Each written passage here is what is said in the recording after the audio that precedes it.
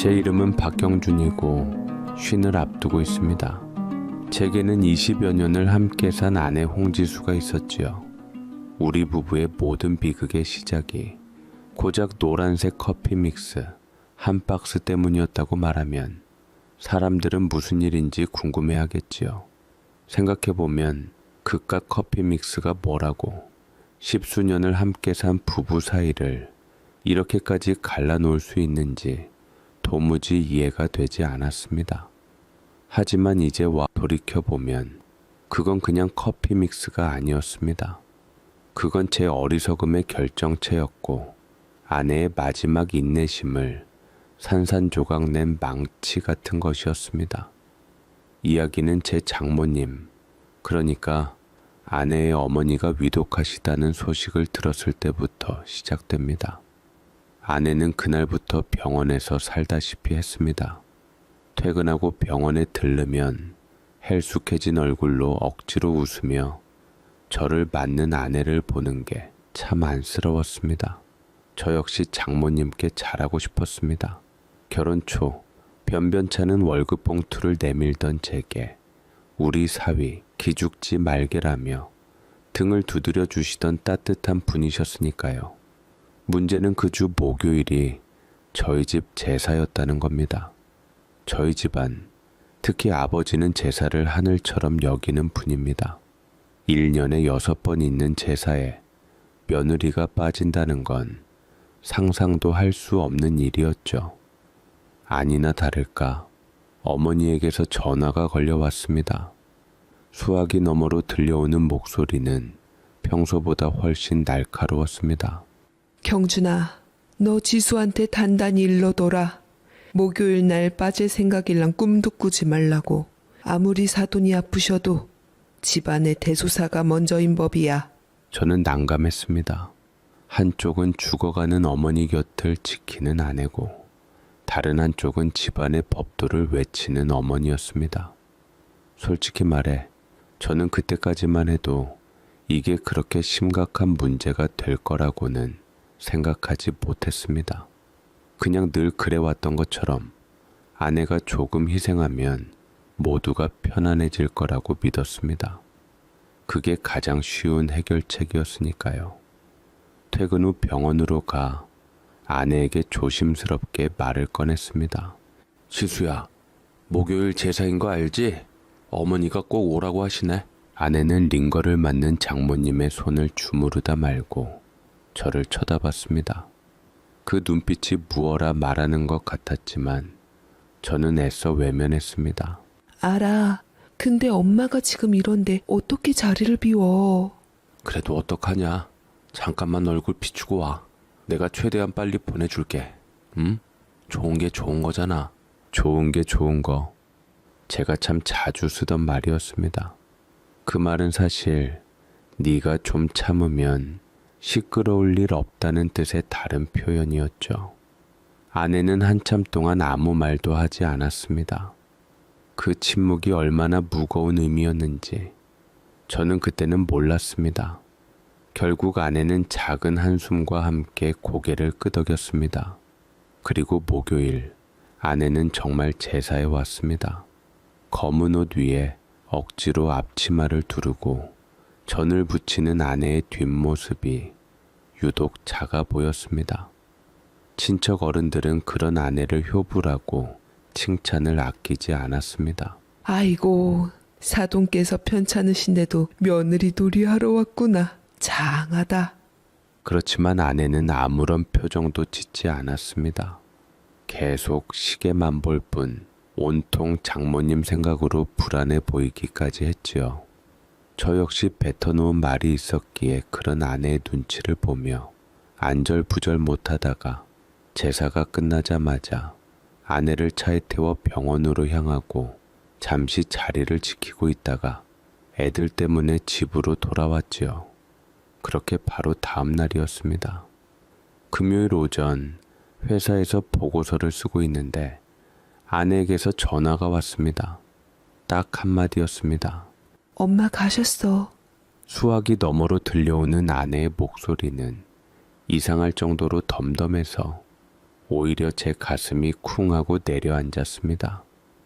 장례식장은 슬픔으로 가득했지만 모든 절차는 차분하게 진행되었습니다.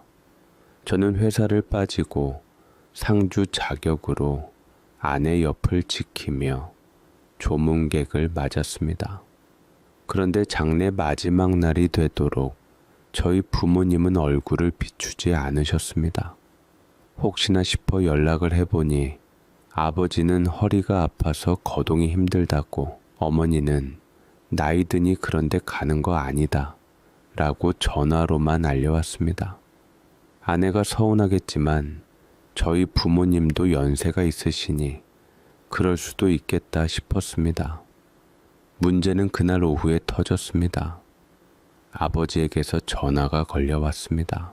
경준아, 장례는 잘 치르고 있냐? 우리가 가보지는 못하고 대신 마음을 좀 보냈다. 네, 아버지 감사합니다. 내 차 트렁크에 넣어뒀으니 이따가 꺼내서 장모님 영정 앞에 잘 놔드려라. 저는 당연히 조의금이 든 봉투를 생각했습니다. 그런데 퇴근하고 온 동생 녀석이 제 차 트렁크에서 뭔가를 꺼내더니 낑낑대며 장례식장 안으로 들어오는 겁니다. 노란색 박스였습니다. 박스 겉면에는 궁서체로 큼지막하게 쓰인 글씨가 제 눈에 정확히 박혔습니다. 업소용 커피 믹스 500개. 순간 머리가 띵하고 울렸습니다. 이게 뭐지? 잘못 배달된 건가? 제가 어안이 벙벙해서 서 있는데 동생이 박스를 바닥에 내려놓으며 말했습니다. 형, 아버지가 이거 갖다 드리래. 조문객들 커피 타주라고. 돈으로 주는 것보다 이게 더 실용적이고 성의 있는 거래. 아버지가 정말 그렇게 말씀하셨다고? 저는 깜짝 놀라며 믿을 수 없다는 듯 받아쳤고, 순간 그 말을 들었을 때 저는 본능적으로 아내를 돌아봤습니다. 아내는 검은 상복을 입은 채 그 노란색 박스와 제 얼굴을 번갈아 쳐다보고 있었습니다. 아내의 눈에는 슬픔도 분노도 아닌 마치 처음 보는 낯선 생명체를 보는 듯한 기묘한 표정이 담겨 있었습니다. 그 표정이 저는 그날따라 왜 그렇게 무서웠는지 모르겠습니다. 장례식장의 곡소리보다 더 시끄럽게 제 심장이 불안한 소리를 내며 쿵쾅거리기 시작했습니다. 사람이 너무 황당한 일을 겪으면 오히려 머릿속이 하얗게 변하면서 아무 생각도 나지 않는다고 하죠. 아내가 딱 그런 듯 했지요. 저 역시 장례식장 한가운데 국화꽃 향과 향 냄새가 뒤섞인 그 엄숙한 공간에 덩그러니 놓인 샛노란 커피 믹스 박스는 마치 현실이 아닌 것처럼 느껴졌습니다. 제 동생은 임무를 완수했다는 듯 땀을 닦으며 제게 눈짓을 보냈고 저는 그저 멍하니 서 있을 뿐이었습니다. 그때였습니다. 미동도 없이 박스를 응시하던 아내가 천천히 움직이기 시작했습니다. 아내는 조문객들을 위해 마련된 휴게 공간으로 걸어가더니 그곳 테이블 위에 있던 A4 용지 몇 장과 매직펜을 들고 돌아왔습니다. 저는 아내가 뭘 하려는지 전혀 예상하지 못했습니다. 그저 저 아내가 슬픔에 정신이 나간 건 아닐까 하는 어리석은 걱정을 하고 있었죠. 아내는 바닥에 쪼그려 앉아 A4 용지에 무언가를 또박또박 적어 내려갔습니다. 그리고는 테이프를 찾아 박스 정중앙 업소용 커피 믹스라는 글씨 바로 위에 그 종이를 붙였습니다. 저는 무심코 그 종이에 적힌 글씨를 읽었습니다. 거기에는 이렇게 쓰여 있었습니다. 커피는 셀프입니다. 사위 박경주님 부친 박만수님 제공. 그 글씨를 읽는 순간 온몸의 피가 얼굴로 확 쏠리는 기분이었습니다. 심장이 발끝까지 떨어졌다가 다시 머리 꼭대기로 솟구치는 것 같았습니다. 이건 그냥 단순한 안내 문구가 아니었습니다. 그건 제 아버지와 제 이름이 박힌 일종의 조롱이자 낙인이었습니다. 아내는 아무 일 없었다는 듯 다시 자리로 돌아가 상주로서 조문객을 맞았습니다. 하지만 그 종이 한 장이 만들어낸 파장은 엄청났습니다. 조문을 마치고 휴게실로 향하던 사람들이 박스를 보고는 수군거리기 시작했습니다. 어떤 사람은 헛기침을 하며 애써 시선을 피했고 어떤 사람은 노골적으로 혀를 차며 저를 힐끔거렸습니다. 제 처남, 그러니까 아내의 남동생은 얼굴이 시뻘개져서 주먹을 꽉 쥐고 있었고 장례를 돕던 아내의 친구들은 저를 경멸 어린 눈으로 쳐다봤습니다. 저는 그날 남은 시간 동안 마치 죄인처럼 고개를 숙인 채 조문객들을 맞아야 했고 모든 장례 절차가 끝나고 집에 돌아온 날 밤 저는 더 이상 참을 수가 없었습니다. 굳게 닫힌 아내의 방문을 열고 들어갔습니다. 아내는 창밖을 보며 우두커니 서 있었습니다. 당신 나 좀 봐. 대체 왜 그랬어? 아무리 그래도 그렇지 사람들 다 보는 앞에서 어떻게 그런 식으로 망신을 줄 수가 있어? 제 목소리는 저도 모르게 격앙되어 있었습니다. 억울했습니다. 커피 믹스를 보낸 건 아버지고 저는 그저 전달했을 뿐인데 모든 비난의 화살이 제게 쏟아지는 것 같아 견딜 수가 없었습니다. 아내가 천천히 몸을 돌려 저를 바라봤습니다. 그 눈에는 눈물기 하나 없었습니다. 대신 아주 차갑고 낯선 빛이 감돌고 있었습니다. 망신스러웠어? 아내의 목소리는 나지막했지만 그 어떤 고함보다 날카롭게 제 가슴을 찔렀습니다. 그래, 망신스러웠어. 내 체면이 뭐가 되냐고. 체면? 그깟 체면? 내 어머니 영정사진 앞에 그 노란색 박스가 놓여있는 걸 봐야 했던 내 심정은 어땠을 것 같아? 당신이 체면 따지기 전에 한 번이라도 내 심정을 이해해 보려고 했어? 그건 제가 말을 머뭇거리자 아내는 어느새 눈가가 시뻘개진 채 눈물이 나오려는 것을 꾹 참고 말을 이어갔습니다. 당신은 그게 그냥 커피 믹스 박스로 보였겠지만 나한테는 아니었어. 그건 당신네 집안이 내 어머니의 죽음을 그리고 나를 어떻게 생각하는지 보여주는 증거였어. 네 슬픔 따위는 우리가 마시는 달달한 커피 한 잔보다 가볍다고 말하는 것 같았다고. 그런데도 내가 당신 체면까지 생각해줘야 해? 저는 아무 말도 할 수가 없었습니다. 아내의 말은 틀린 구석이 하나도 없었습니다. 하지만 저는 그 사실을 인정하고 싶지 않았습니다. 인정하는 순간 제가 아주 못나고 이기적인 남편이라는 걸 시인하는 꼴이 되니까요. 저는 결국 가장 비겁한 변명을 늘어놓았습니다. 아버지가 연세가 드셔서 그러신 걸 어떡하라고. 내가 보낸 것도 아니잖아. 근데 왜 날 끌고 들어가서 사람들 껌처럼 만드냐고. 그 말을 내뱉었을 때 아내의 얼굴에 처음으로 스산한 표정이 스쳤습니다. 그건 경멸이었습니다. 아내는 희미하게 웃으며 말했습니다. 그래, 당신은 그냥 전달만 했지. 아버님이 시키는 대로 늘 그렇게 말이야. 당신은 아무 생각이 없었으니까.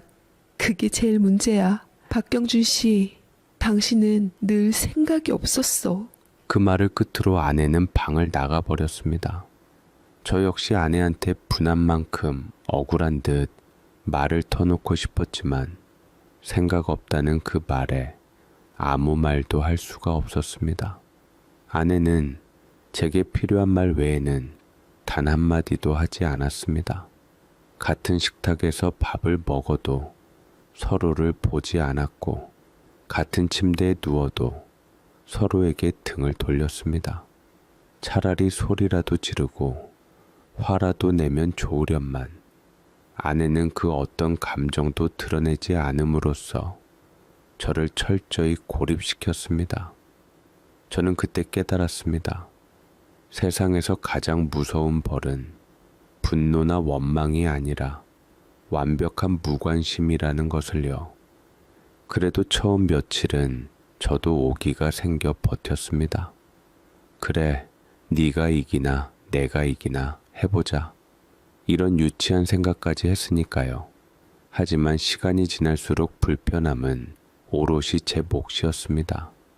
저는 그 숨 막히는 정적이 너무나도 어색해서 괜히 TV 볼륨을 높이거나 의미 없는 질문을 던지곤 했습니다. 오늘 날씨가 꽤 쌀쌀하네. 애들 옷 따뜻한 거 입혀서 학교 보냈어? 그러면 아내는 저를 쳐다보지도 않고 응 이라고 짧게 답하는 식이었습니다. 그 단 한 음절의 대답이 제게는 더 이상 말 걸지 마라는 경고처럼 들렸습니다. 그러는 사이 달력을 보니 저희 아버지의 생신이 다가왔습니다. 예년 같았으면 아내가 한 일주일 전부터 환하게 웃으며 챙겼지요. 아버님 뭐 좋아하시지? 이번에는 식당에서 할까? 집에서 할까? 아버님께 서프라이즈 이벤트를 준비해 볼까? 이렇게 부산을 떨었을 겁니다. 하지만 올해는 아무런 말이 없었습니다. 저는 초조해졌습니다. 이 어색한 침묵을 깰 기회일지도 모른다고 생각했습니다. 아내도 장모님을 잃은 슬픔이 어느 정도 가라앉았을 테니 이제는 좀 풀어지지 않았을까 하는 막연한 기대감도 있었죠. 생신 이틀 전 저녁, 저는 용기를 내어 아내에게 말을 걸었습니다.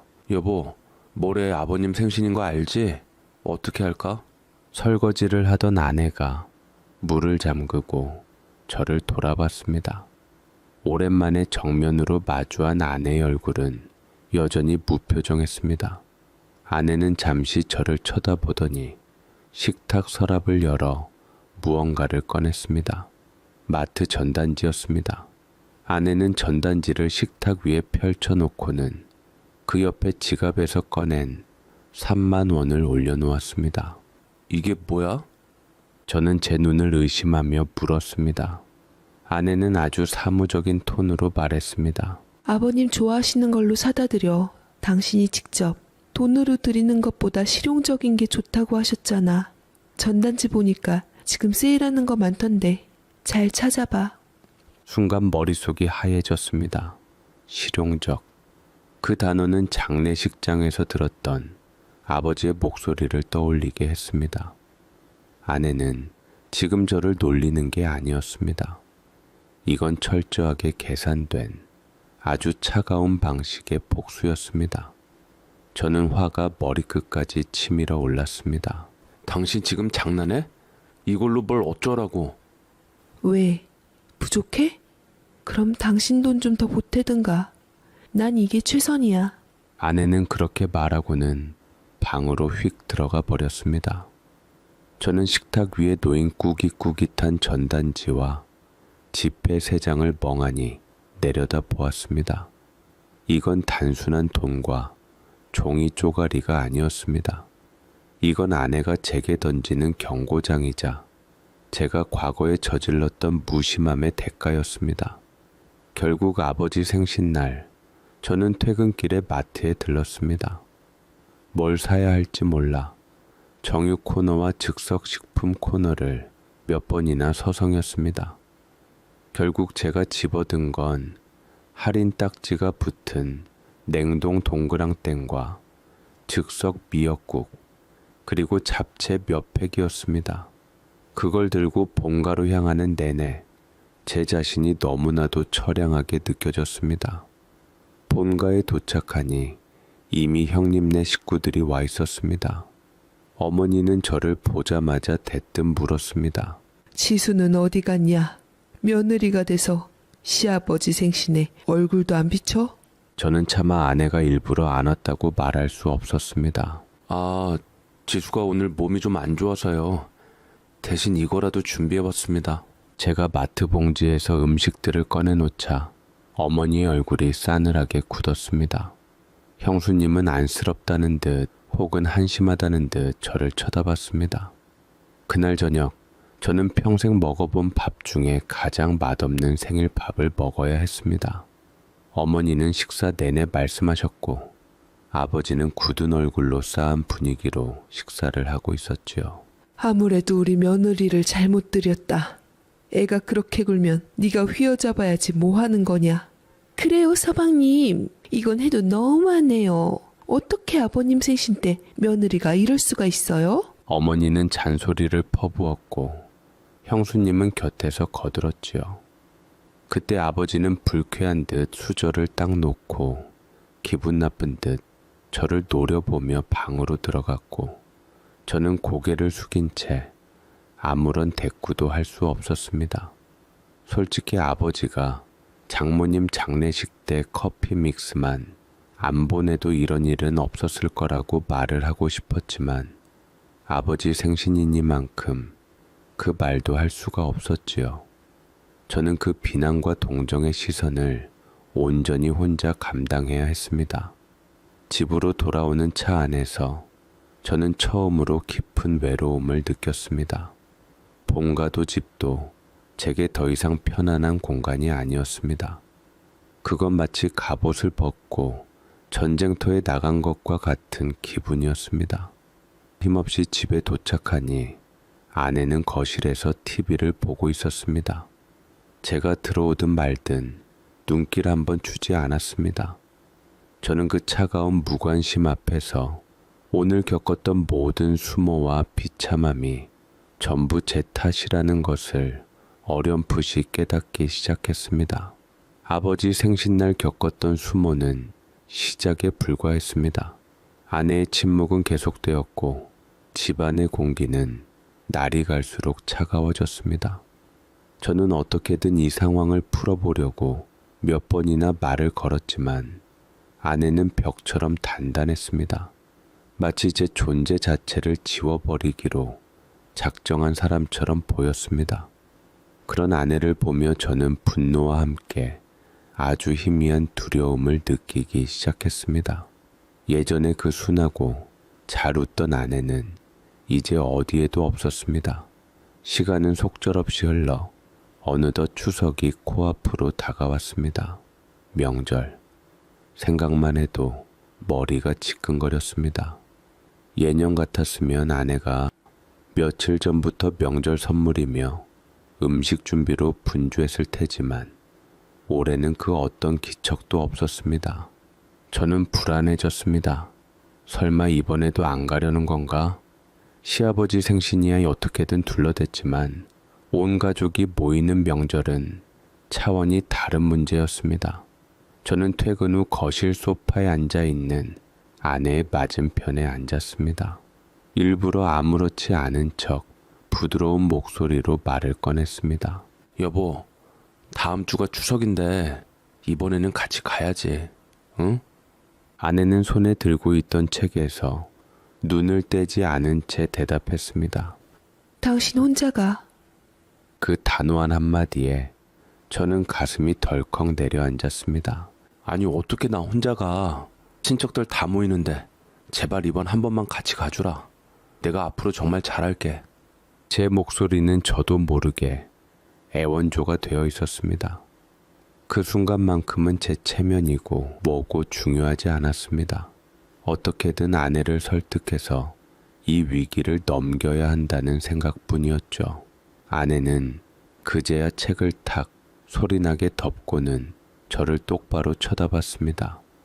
그 눈빛은 여전히 차가웠지만 그 안에는 무언가 다른 감정이 섞여 있는 듯 했습니다. 내가 왜 가야 하는데? 가서 또 하루 종일 부엌에서 전 부치고 설거지하고 어른들 눈치 보라고? 난 이제 그렇게 안 살아. 그럼 내가 다 할게. 내가 옆에서 다 도와줄 테니까 제발 같이만 가줘. 됐어. 이게 누구를 위한 명절인데? 당신 명절, 당신 가족이잖아. 그러니까 당신이 알아서 해. 아내는 그렇게 말하고는 자리에서 일어나 방으로 들어가 버렸습니다. 저는 망연자실하게 거실에 홀로 남았습니다. 당신 명절, 당신 가족. 그 말이 마치 비수처럼 제 가슴에 꽂혔습니다. 아내는 이미 마음속으로 저와 제 가족을 완벽하게 분리해 놓은 것이었습니다. 결국 추석 전날 저는 혼자 부모님 댁으로 가야만 했습니다. 애들도 시험 직전이라 다들 안 간다 말했고 한 놈은 고3, 한 놈은 사춘기라 쉬이 건들 수가 없었지요. 아내는 제가 집을 나설 때까지 방에서 나오지 않았습니다. 대신 현관문 앞에는 마트에서 파는 가장 저렴한 조미김 세트 하나가 조그맣게 덩그러니 놓여 있었습니다.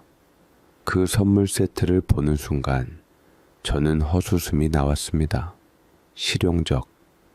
아내는 여전히 그 원칙을 고수하고 있었습니다.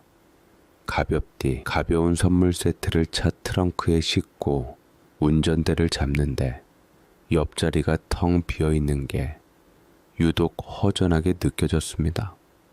늘 그 자리에서 간식을 챙겨주고 지루하지 않게 말을 걸어주던 아내의 빈자리가 그렇게 크게 느껴질 줄은 몰랐습니다. 고속도로는 꽉 막혔고 라디오에서는 흥겨운 명절 노래가 흘러나왔지만 제 마음은 청은망은 무거웠습니다. 본가에 도착하니 예상했던 대로 어머니의 불호령이 떨어졌습니다. 이게 지금 말이나 되는 소리냐? 며느리가 돼서 명절에 시댁을 안 와? 저번 너희 시아버지 생신도 지나치더니 명절까지? 아니 요새 지수가 몸이 많이 약해졌는지 안 좋아서 도저히 못 왔어요. 걔는 허구한 날 아프니? 내가 생각할 때는 시댁 행사 있을 때마다 앞으로도 쭉 아플 것 같구나. 제가 어설프게 둘러댔지만 아무도 믿는 눈치가 아니었습니다. 그러자 형수님이 제가 들고 있는 김 세트를 보며 말씀하셨지요. 이거 설마 동서가 명절 선물이라고 보낸 건 아니겠지요? 아 이거 김이요? 이거 명절 선물 맞아요. 이게 이래봬도 보통 평범한 김이 아니라 해외에 수출하는. 제가 온갖 미사역으로 좋은 것들을 김에다 갖다 붙였지만 형수님이 동네에서 받아온 전단지를 보여주었고 어머니랑 아버지도 그 김의 존재에 대해서 알고 있었지요. 이거 한 세트에 10,000원이 아니라 3개 세트가 10,000원이네요? 2개는 서방님네 먹고 이거 하나 가져오신 거예요? 네? 아, 그게. 제가 우물쭈물 말을 못하자 어머님은 한심한 듯 답답하게 가슴을 치셨고 아버지도 황당하다는 듯 제게 못난 놈이라며 크게 한번 소리치고는 방으로 들어갔습니다. 형님네와 동생네 식구들은 아버지를 달래주기 시작했고 조카들이 북적이는 거실에서 저는 완전히 외톨이가 된 기분이었습니다. 형수와 재수 씨는 자연스럽게 부엌으로 들어가 일을 시작했고 저는 어색하게 거실에 앉아 TV만 쳐다봤습니다. 잠시 후 어머니가 부엌에서 소리쳤습니다. 경준아, 너라도 들어와서 상이라도 좀 날라라. 저는 마지못해 부엌으로 들어갔습니다. 기름 냄새와 음식 냄새가 진동하는 부엌에서 형수와 저는 쉴 새 없이 무언가를 만들고 있었습니다. 저는 그들 사이에서 뭘 해야 할지 몰라 쭈뼛거리다가 결국 싱크대에 쌓여있는 그릇들을 닦기 시작했습니다. 고무장갑을 끼고 설거지를 하는 제 모습이 너무나도 낯설고 비참했고 저는 밤에 잠을 설쳤습니다. 피곤해서가 아니었습니다. 바로 옆방에서 들려오는 형님 부부의 도랑거리는 소리, 거실에서 TV를 보며 웃는 동생네 식구들의 웃음소리가 저를 더욱 비참하게 만들었습니다. 모두가 함께인데 저만 홀로 섬처럼 떠있는 기분이었습니다. 그때였습니다. 무심코 휴대폰을 열었는데 아내의 SNS에 새로운 사진이 올라와 있었습니다. 환하게 웃고 있는 아내의 얼굴, 그리고 그 옆에는 아내의 친구들이 함께 있었습니다. 배경은 탁 트인 바다였습니다. 아내는 저와 제 가족들이 기름 냄새 속에서 명절 노동을 하는 동안 친구들과 여행을 떠나 완벽한 해방을 만끽하고 있었던 겁니다. 사진 밑에는 이런 글이 적혀 있었습니다. 나를 위한 첫 번째 휴가. 행복하다. 저는 그 사진을 한참 동안 멍하니 바라보았습니다. 가슴 한구석이 서늘해지는 것을 느꼈습니다. 아내는 정말로 변하고 있었습니다. 제가 없는 세상에서 자신만의 행복을 찾아가고 있었습니다. 저는 그제야 어렴풋이 깨달았습니다. 이건 단순한 부부싸움이나 일시적인 반항이 아니라는 것을. 어쩌면 저는 아내를 영영 잃게 될지도 모른다는 무서운 예감이 들었습니다. 추석 명절에 혼자 본가에 다녀온 이후 저는 완전히 길을 잃은 사람처럼 되었습니다.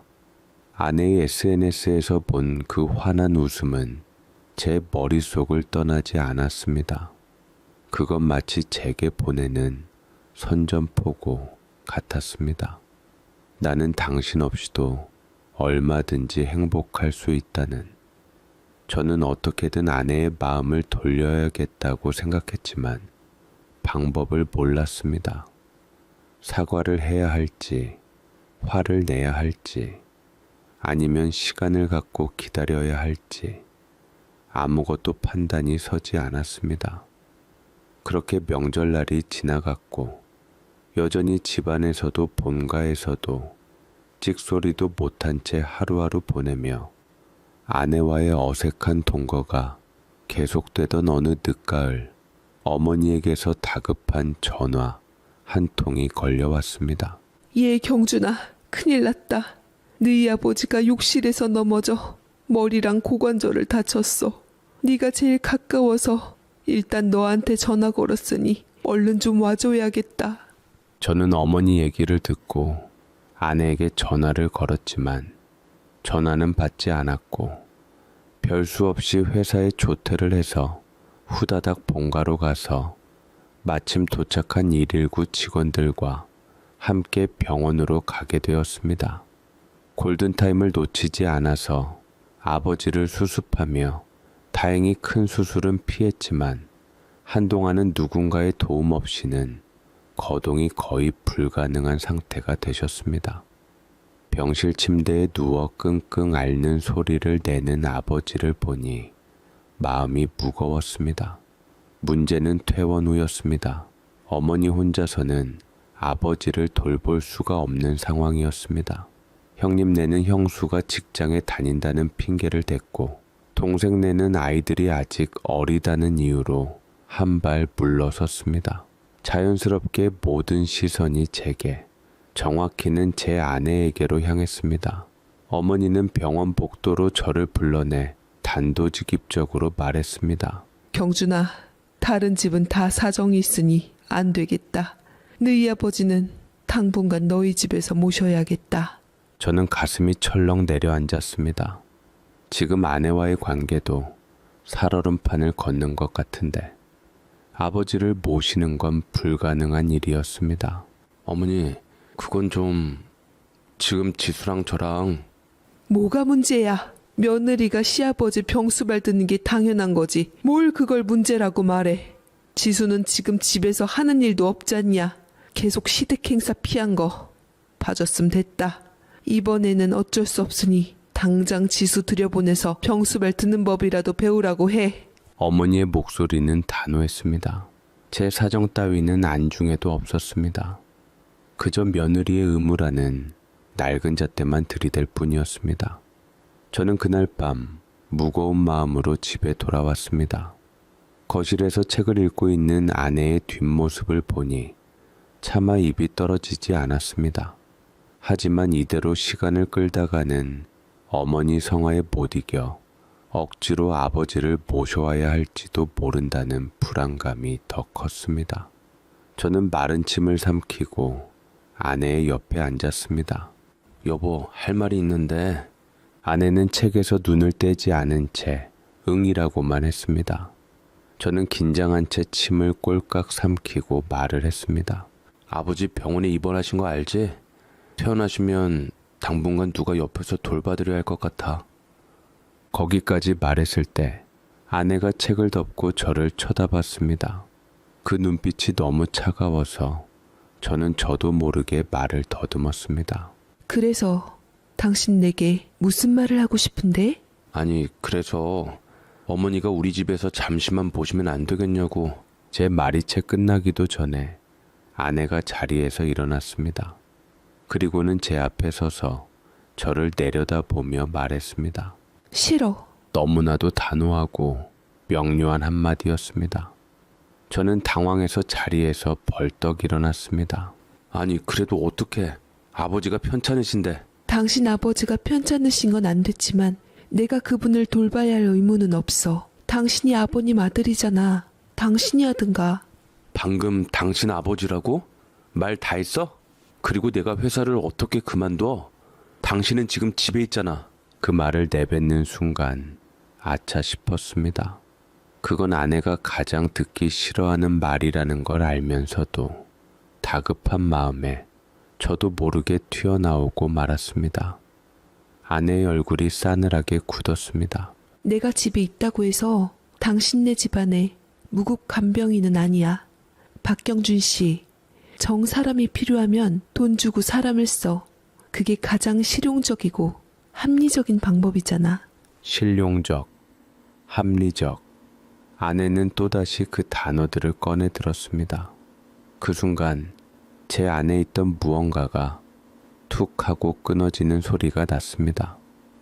그동안 억눌러 왔던 분노와 억울함, 비참함이 한꺼번에 폭발했습니다.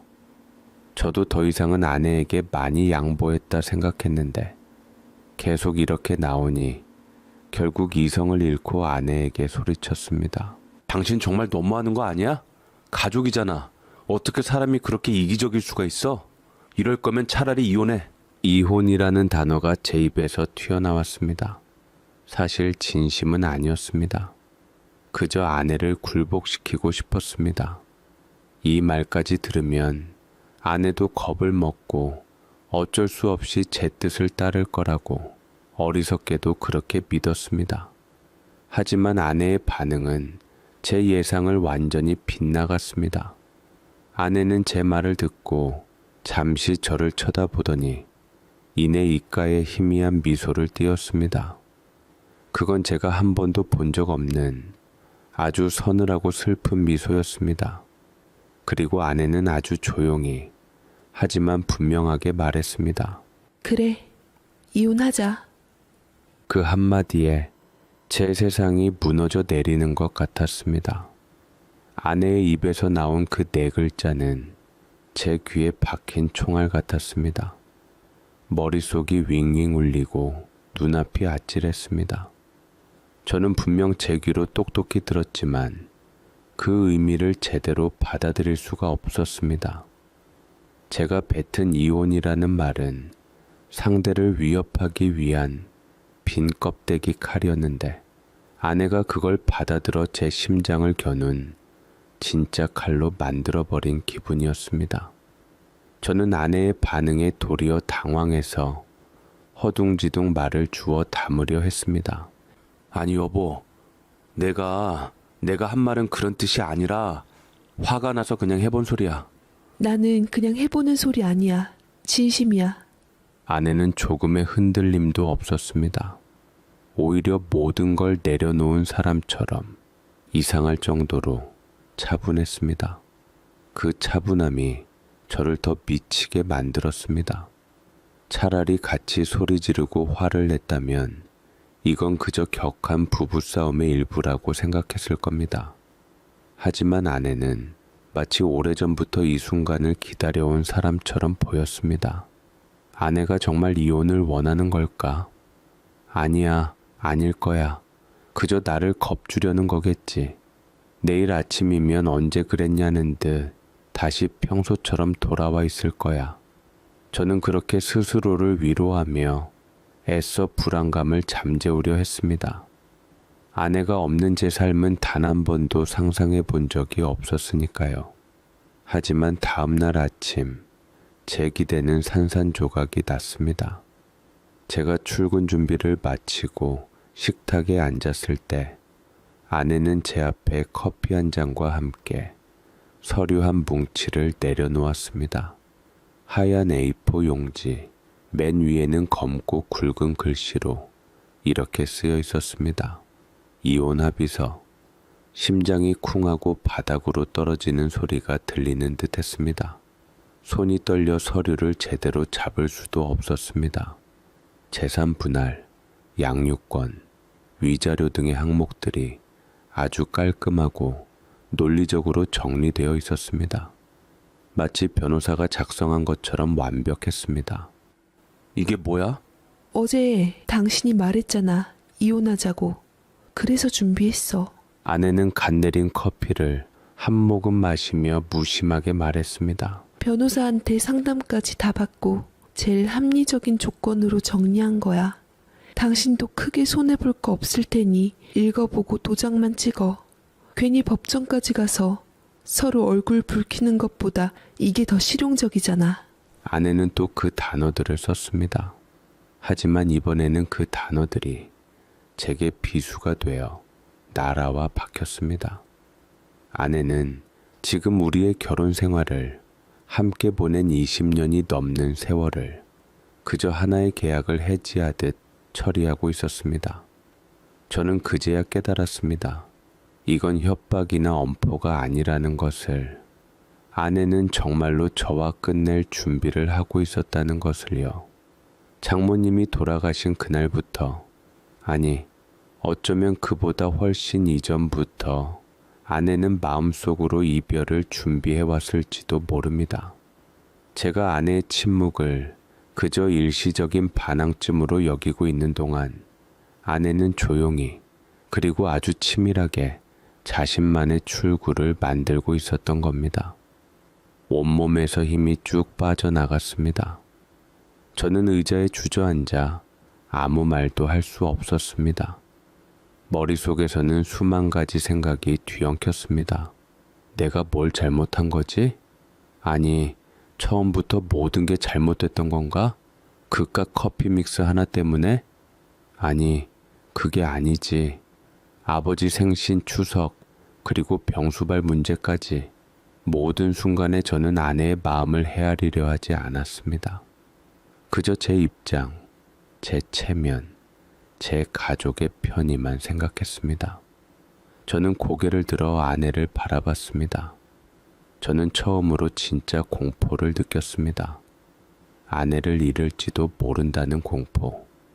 이 집에서, 내 인생에서 아내라는 존재가 완전히 사라져버릴지도 모른다는 끔찍한 현실이 피부로 느껴졌습니다. 지수야, 제발 내가 잘못했어. 정말 잘못했어. 그러니까 이건 아니잖아. 제 목소리는 형편없이 떨리고 있었습니다.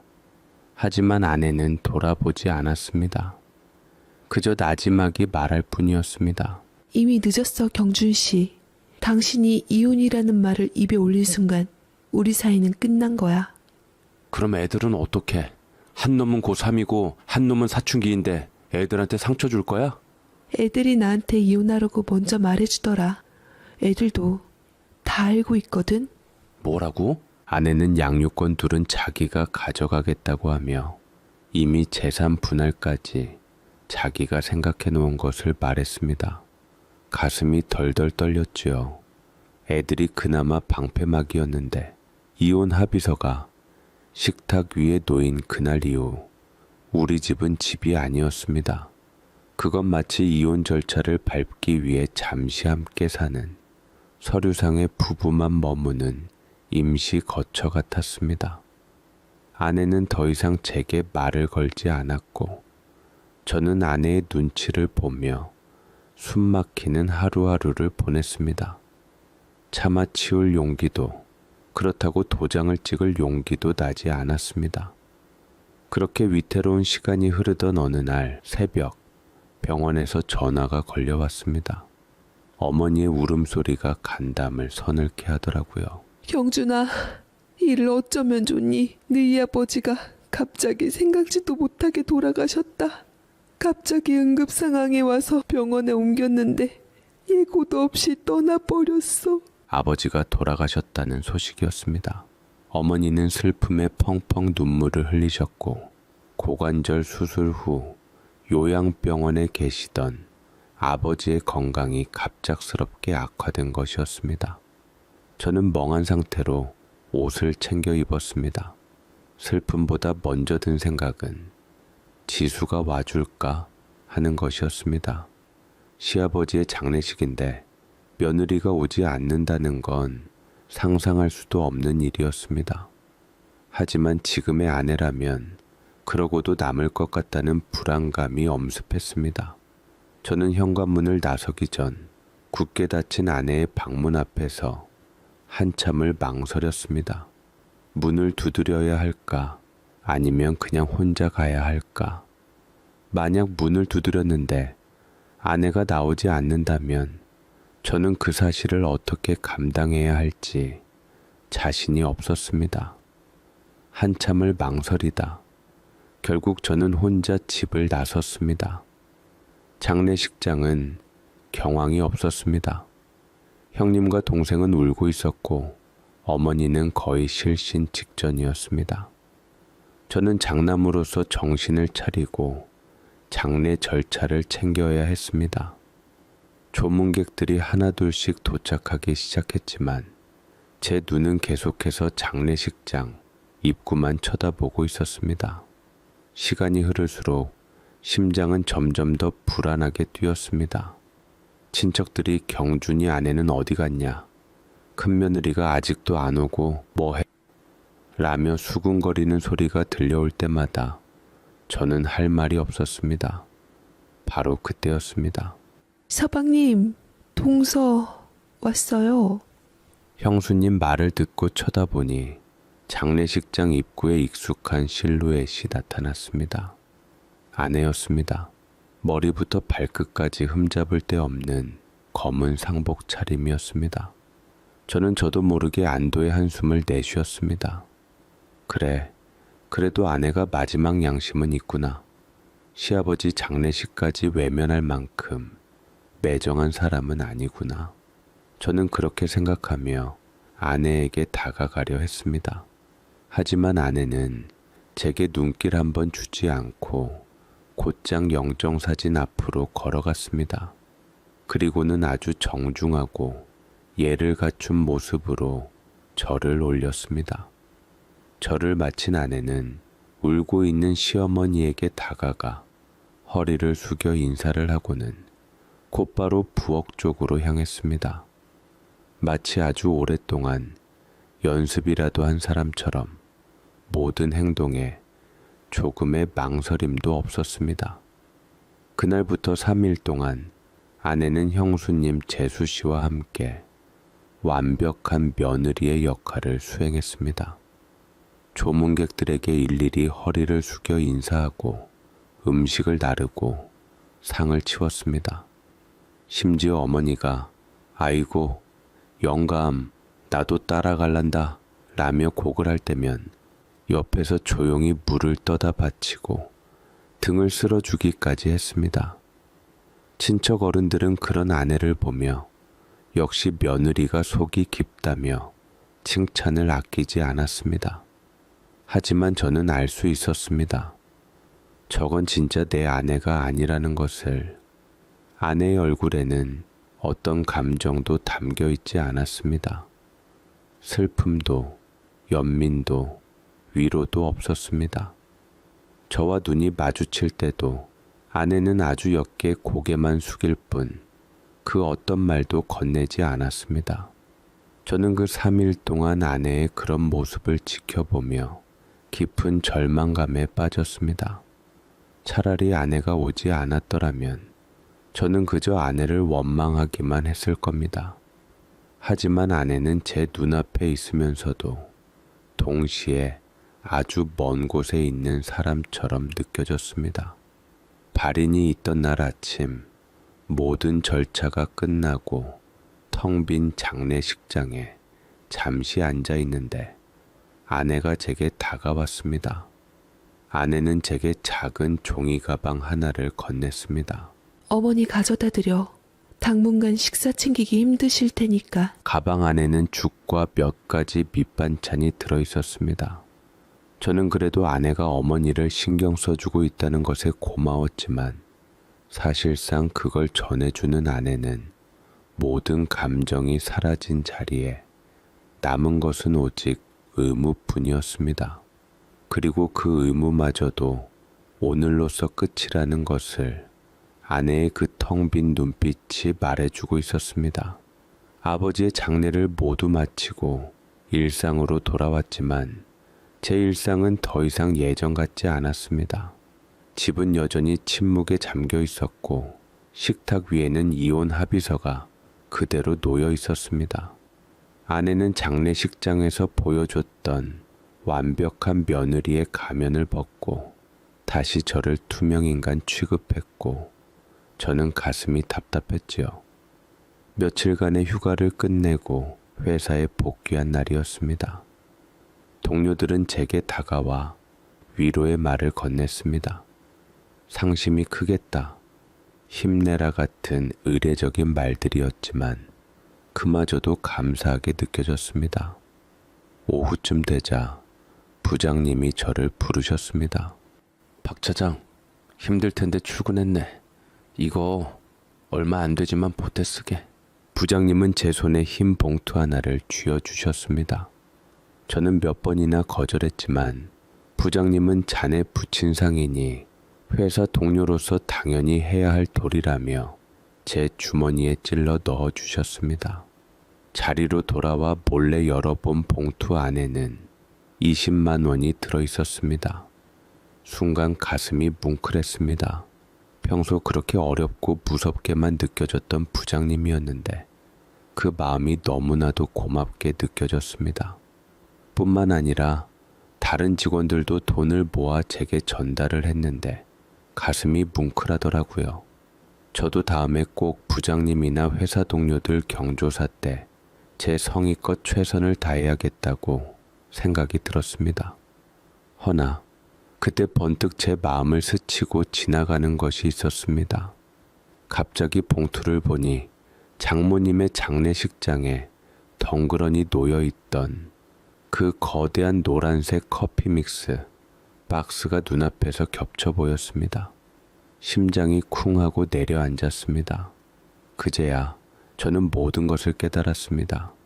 부의금이라는 것은 단순히 돈이 아니었습니다. 그건 마음의 무게였고 관계의 깊이였으며 슬픔을 함께 나누고자 하는 존중의 표시였습니다. 그런데 저와 제 아버지는 제 아내에게, 평생을 함께한 동반자에게, 가장 사랑하는 어머니를 잃고 세상이 무너지는 슬픔에 잠겨있던 아내에게 고작 업소용 커피 믹스를 던졌습니다. 어찌 보면 그건 돈으로 환산할 수조차 없는 모욕이었습니다. 그것도 저를 아껴주신 장모님께 말이지요. 저는 바쁘다는 핑계로 아내의 슬픔을, 돌아가신 장모님의 마지막 길을 동네 가게 개업식만도 못하게 취급했던 겁니다. 아버지를 핑계대고 상황을 모면하려 했던 제 자신이 너무나도 한심하고 비겁하게 느껴져 견딜 수가 없었습니다. 아내가 왜 그토록 분노했는지, 왜 그렇게 차갑게 변해버렸는지, 그 모든 이유가 비로소 선명하게 이해되기 시작했습니다. 아내는 돈 때문에 화가 난 게 아니었습니다. 자신의 존재와 슬픔이 존중받지 못했다는 사실에 절망했던 겁니다. 저는 제 손으로 제 아내의 마음에 지울 수 없는 상처를 새겼고 우리 관계를 돌이킬 수 없는 지경으로 몰고 갔습니다. 그 모든 것이 저의 무지함과 오만함 때문이었습니다.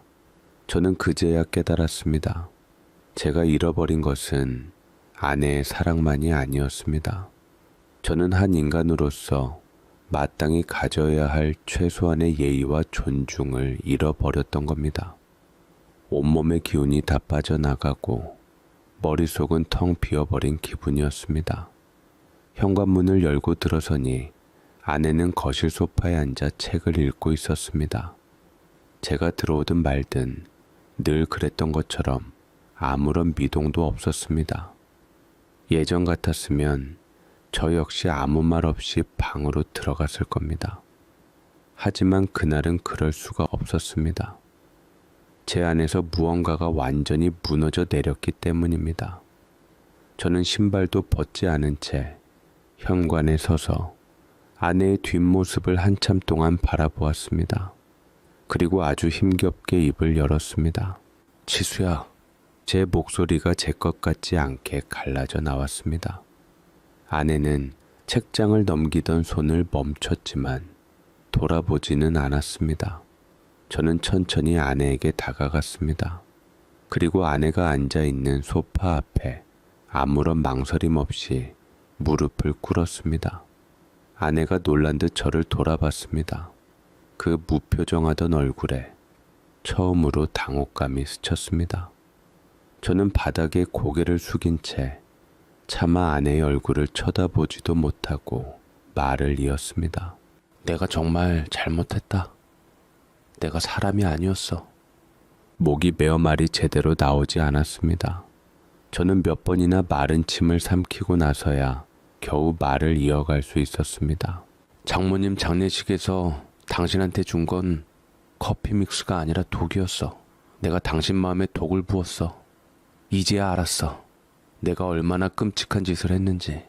정말 미안하다. 제발 한 번만 용서해줘. 저는 그렇게 빌고 또 빌었습니다.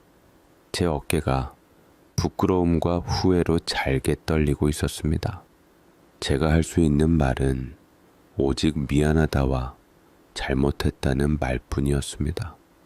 한참 동안 거실에는 제 흐느낌 소리만 가득했습니다. 얼마나 시간이 흘렀을까 머리 위로 아내의 차가운 목소리가 들려왔습니다. 일어나. 저는 고개를 들지 못했습니다. 아니, 용서해 줄 때까지 못 일어나. 일어나라고 있어. 아내의 목소리에는 조금의 온기도 없었습니다. 저는 마지못해 자리에서 일어났습니다. 눈물로 범벅이 든 얼굴로 아내를 바라봤습니다. 아내는 저를 똑바로 쳐다보며 말했습니다. 당신의 그 미안하다는 말 한마디로 내 어머니의 마지막 길이, 내가 사람들 앞에서 받았던 모멸감이 전부 없던 일이 될 것 같아? 저는 아무 대답도 할 수 없었습니다. 당신은 이미 나한테 이혼하자고 했어. 기억나? 당신이 그 말을 입에 올린 순간 당신은 나한테 남편이기를 포기한 거야. 나도 아내이기를 포기했고. 아내는 식탁 위에 놓여있던 이혼 합의서를 가리켰습니다.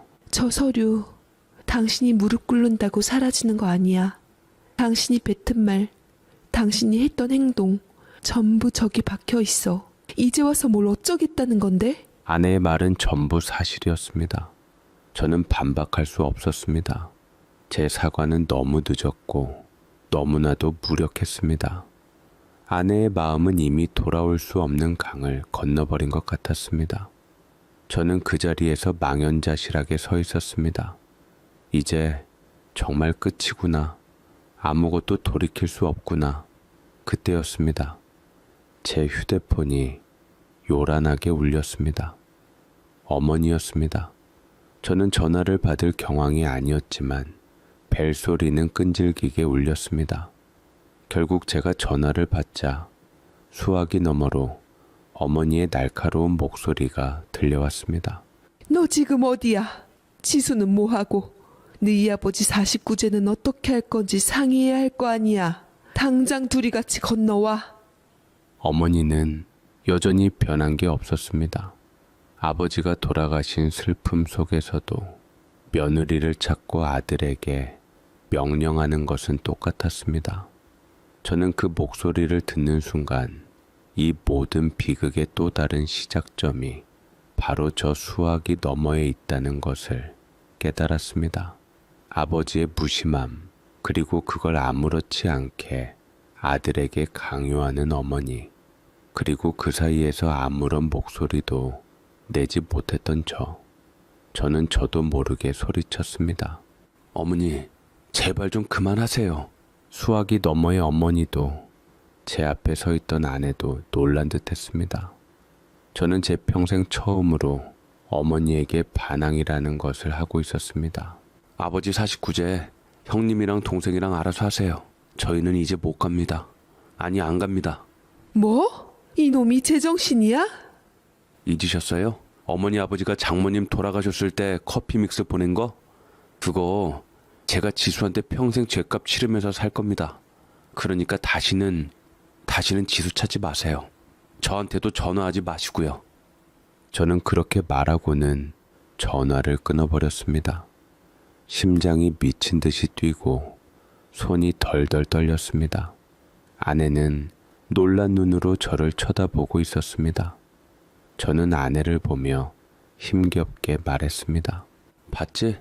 나 이제부터라도 바뀔게. 정말이야. 그러니까 제발 기회를 한 번만 더 줘. 하지만 아내는 아무 대답도 하지 않았습니다. 그저 저를 한참 동안 바라보다가 조용히 자기 방으로 들어가 문을 닫아버렸습니다. 굳게 닫힌 방문 앞에서 저는 제가 내뱉은 약속이 얼마나 공허하게 들리는지, 그리고 아내의 마음을 돌리는 것이 얼마나 힘든 일인지를 절감해야 했습니다. 어머니에게 소리치고 전화를 끊어버린 그날 이후 저는 정말 다른 사람이 되려고 노력했습니다. 그건 아내에게 보여주기 위한 연기가 아니었습니다. 그렇게 하지 않으면 제가 제 자신을 견딜 수 없을 것 같았기 때문입니다. 제 안에 낡고 이기적인 생각들을 전부 끄집어내 버리지 않으면 저는 평생 죄책감 속에서 살아야 할 것 같았습니다. 가장 먼저 한 일은 식탁 위에 놓여 있던 이혼 합의서를 치우는 것이었습니다. 저는 아내가 보는 앞에서 그 서류를 갈기갈기 찢어 쓰레기통에 버렸습니다. 아내는 아무 말 없이 그 모습을 지켜보기만 했습니다. 저는 말했습니다. 당신이 나중에 이걸 다시 가져온다고 해도 나는 절대 도장 안 찍어. 그리고 저는 제 생활을 바꾸기 시작했습니다. 퇴근하면 곧장 집으로 와서 저녁을 준비했습니다. 요리라고는 라면밖에 끓일 줄 몰랐던 제가 인터넷을 뒤져가며 끙끙대고 있으니 처음에는 아내도 어이없다는 듯 쳐다보기만 했습니다.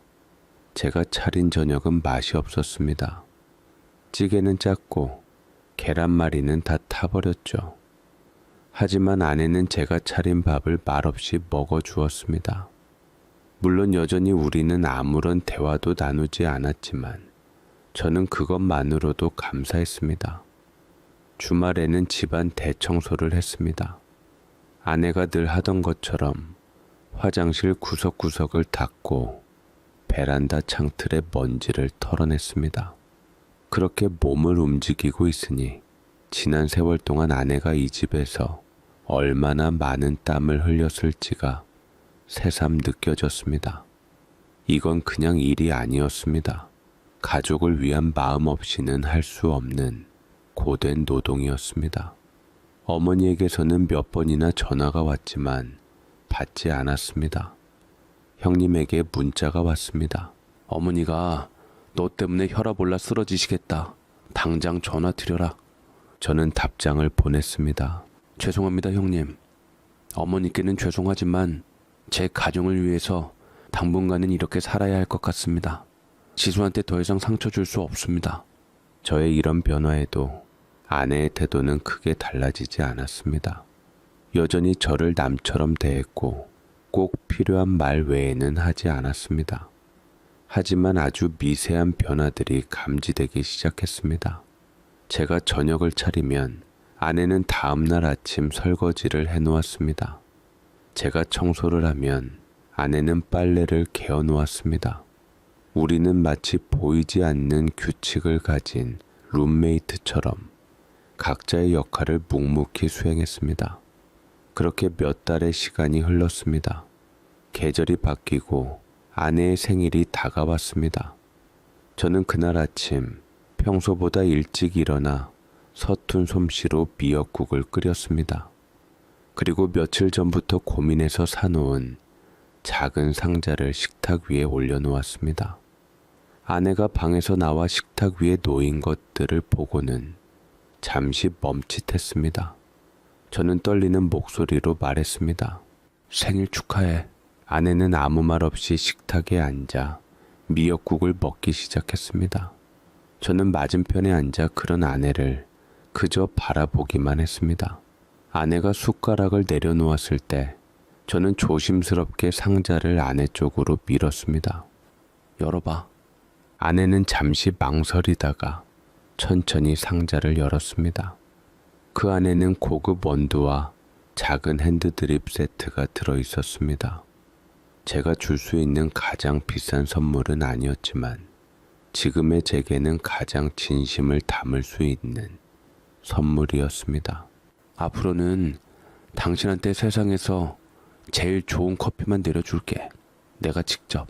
제 말이 끝나자 아내는 고개를 들어 저를 똑바로 쳐다봤습니다. 그 눈에 어떤 감정이 담겨 있는지 저는 읽을 수가 없었습니다. 아내는 한참 동안 저를 바라보다가 아주 작은 목소리로 말했습니다. 고마워. 그 한마디를 듣는 순간 저는 눈물이 핑 도는 것을 겨우 참았습니다. 장모님이 돌아가신 그날 이후 아내에게서 처음으로 듣는 온기 있는 말이었습니다.